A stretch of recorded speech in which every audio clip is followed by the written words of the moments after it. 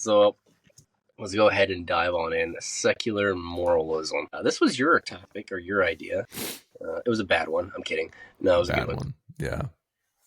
But this one's off the title, Jordan Peterson Can't Save You. So I'll say this, that I am a huge Jordan Peterson fan. I absolutely love Jordan Peterson. I've got his book. I'm about to start rereading his book, 12 Rules of Life, An Antidote to Chaos, right there. Yeah, I've got it right here behind me.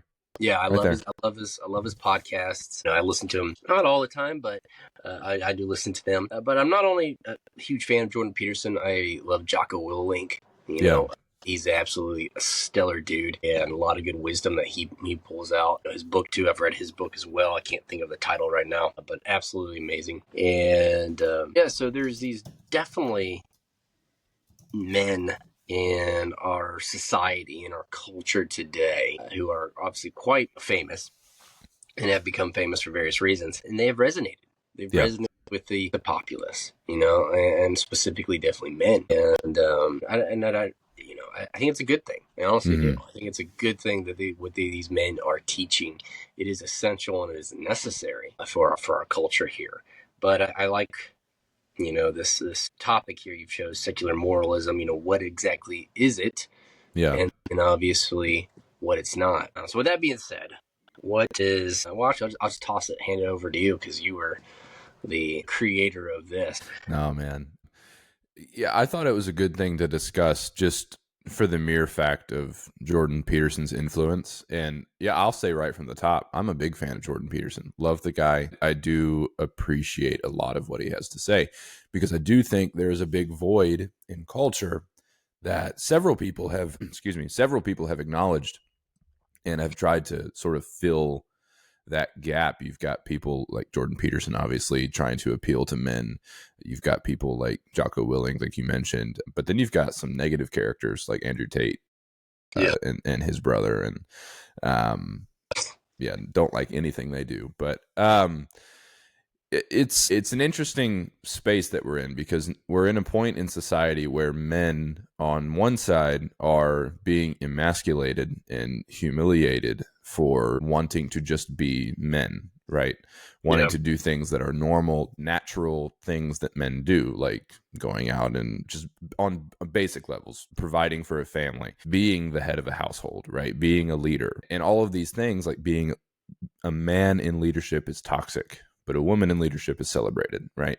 So all of these things, men are growing up now, especially young men, Gen Zers and stuff like that, are being told, hey, these things that you want, like you wanting a family, wanting children, wanting to be a leader in your community, wanting to advance in your career, all of these things are toxic because you're a man. Admitting differences between men and women, how men are traditionally physically stronger than women are, and things like that. Like, all of these things are just toxic, and you should feel bad for these things. And you're a big, terrible, mean person if you want to assert your authority over anybody. And all you should do is sit and cry with the women and not focus on solving any problems. And I think this is where Jordan Peterson has kind of really filled a void that personally I think needed to be filled. But all that being said, like I said at the top of the show, we try to respond to these cultural phenomenon from a biblical worldview. And I had wondered for a long time if Jordan Peterson was a closeted Christian or not. And I guess in light of this recent debate, it's probably safe to say safe to assume that he's just not a Christian, or at least hasn't made that profession yet. I would say he's not. Obviously, I would say he's borderline. He's there because, I mean, everything he pretty much talks about, especially in his book, a lot of them have biblical foundations to it, right? The Bible really mentions these things right there.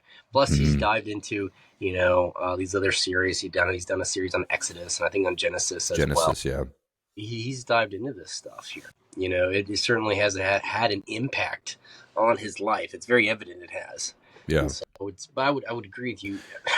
Obviously his family are Christians. I think they're Catholics more specifically, but that he himself is not a professing Christian. Yeah. But I guess it's also being reported, and it's kind of off topic, but Joe Rogan is apparently being reported that he has actually been attending church lately.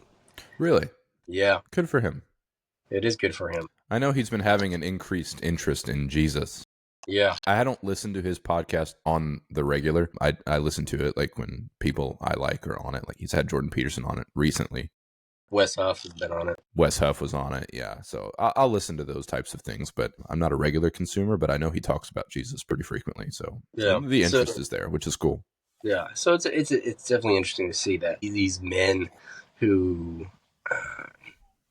have risen to the top, and now the gospel is starting to have an impact. You can see it in their worldview.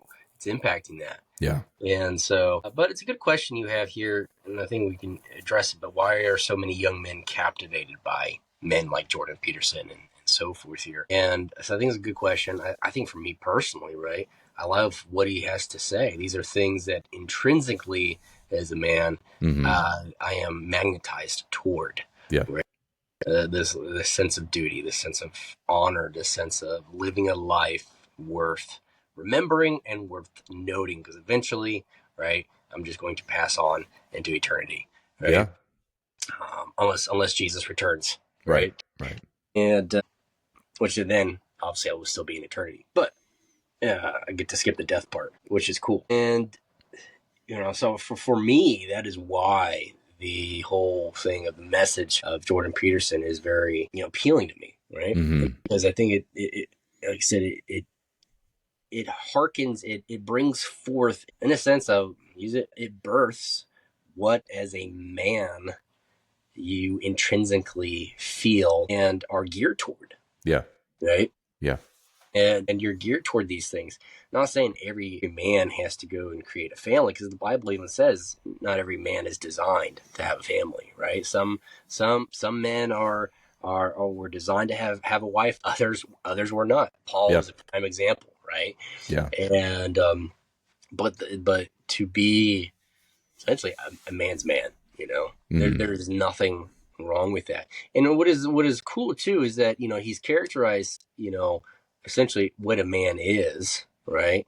And he's defended that, and boldly stated there's no such thing as toxic masculinity. There's just toxic people, and he's done very well in proving that, because there's feminine women out there who are very toxic people, right? I think with that, he's defined, all right, here is what you need to be as a decent human being and as a man. This is what you are psychologically geared toward. And he's tapped into that. And men have certainly resonated with it and have been drawn to it. But also women too as well. I mean, he's tapped into the women's psyche of things and certainly done that. And he's a brilliant orator. He's a brilliant. He is.